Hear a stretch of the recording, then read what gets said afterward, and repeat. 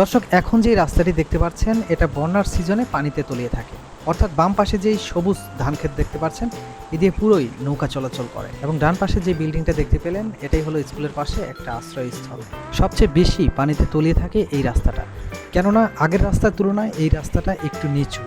এখানে ধানের সিজনে এই সময় ধান দেখতে পাচ্ছেন, কিন্তু শীতের সিজনে এই ক্ষেতগুলো পুরোটাই সরিষা ফুলে ভরা থাকে।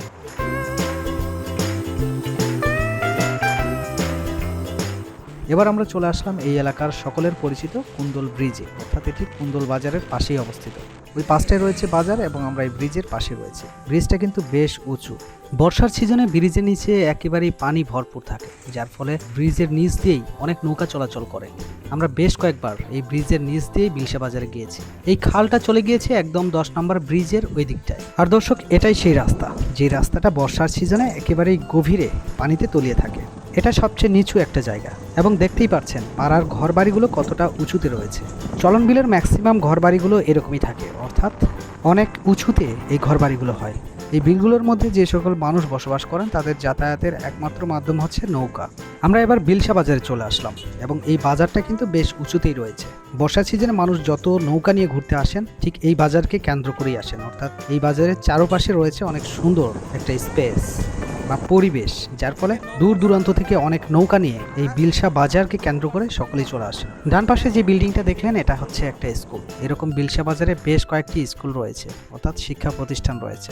দেখুন এই সময়টা এই রাস্তা দিয়ে মানুষ কতটা কম, অথচ বর্ষার সিজনে এই রাস্তা দিয়ে কিন্তু প্রচুর মানুষ থাকে। আর বাম পাশটায় যে ভুট্টার চাষাবাদ দেখতে পাচ্ছেন এই পুরোটাই নিমজ্জিত থাকে পানিতে।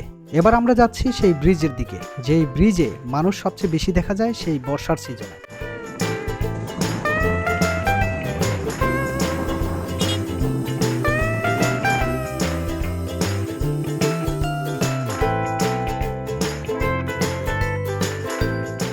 এই তো চলে আসলাম ব্রিজে। বিশাল একটা ব্রিজ। ব্রিজের এই পাশ থেকে ওই পাশ পর্যন্ত শুধু খাবারের দোকান। বর্ষার সময় এই দিকটা তো একেবারেই পানিতে থই থই করে। ওরে বাপরে, মনে হয় বিশাল একটা সমুদ্র এখান থেকে মনে হয়, আর মনে হয় অনেক গভীর। তবে এই সিজনটাও কিন্তু সুন্দর লাগছে। সারি সারি বিশাল জায়গা নিয়ে সারি সারি সবুজ ধান ক্ষেত, যেদিকে চোখ যায় শুধু ধান ক্ষেত আর ধান ক্ষেত। এবং ব্রিজের এই পাশটায় রয়েছে ভুট্টা ক্ষেত, তবে ধান ক্ষেতও রয়েছে। এই জায়গাটাও পানিতে একেবারেই পরিপূর্ণ থাকে, এবং অনেক নৌকা চলাচল করতে দেখা যায় এখান থেকে।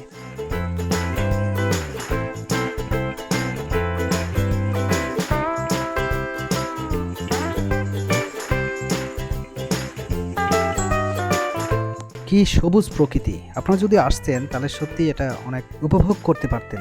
মনে হচ্ছিল যদি একটা ড্রোন থাকতো, এই দৃশ্যগুলো একদম কাছে থেকে এবং খুব সুন্দরভাবে আপনাদের সামনে ফুটিয়ে তুলতে পারতাম।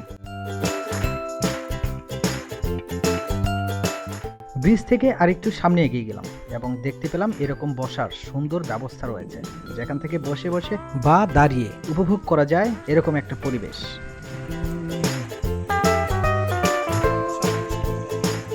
ওফ, এই দৃশ্যটা আরো সত্যি দারুণ, উপভোগ্য একটা জায়গা। এমন জায়গায় তো আমি সবসময় খুঁজে বেড়াই। এর চারপাশে যখন পানি থাকে তখন আরো বেশি উপভোগ্য হয়ে ওঠে এই জায়গাটি, যেহেতু সবসময় পাওয়া যায় একটা দমকা হাওয়া।